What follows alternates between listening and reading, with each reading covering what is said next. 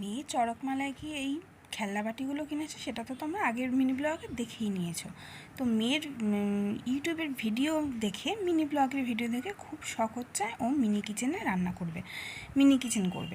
মানে ওর এই ছোটো ছোটো খেলনা বাটিগুলোতে মিনি কিচেনের ভিডিও করবে। আমাকে প্রায়ই বলে, মা করবে? আমি বললাম তাহলে চল তোর এই রান্নাবাটিগুলোতে একটু ট্রাই করে দেখি, এইগুলোতে আদৌ আর রান্না কিছু হয় নাকি।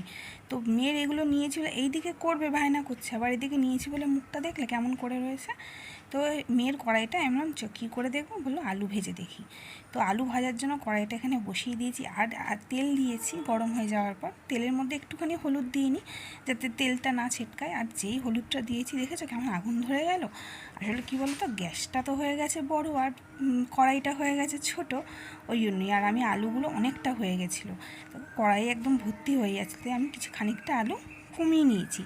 তারপর গ্যাসের মধ্যে বসিয়ে দিয়েছি, নিয়ে নাড়াচাড়া করছি, নুন হলুদ যা যা দিতে হয় দিয়ে দিয়েছি।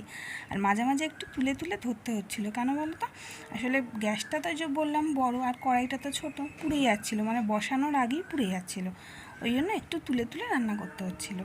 তারপর দেখা যাক করে লাস্ট অবধি হয় নাকি। দেখো আমার আলু ভাজা এখানে মোটামুটি হয়ে এসছে, মানে এর থেকে বেশি কোথাও নিচে কড়াইতে লেগে যাচ্ছিলো, পুড়ে যাচ্ছিলো, তাই যেরকম হয়েছে আমি সেরকমই নামিয়ে নিয়েছি। তো দেখো এটা এখানে নামিয়ে নিচ্ছি। আর ক্যামেরাটা এত কাঁপছে কেন বলো তো, ক্যামেরার ভিডিওটা করতে দিয়েছিলাম মেয়েকে বলেছিলাম ঠিক আছে আমি করছি, তুই তাহলে ধর, ওই জন্যই এরকম কাঁপছে।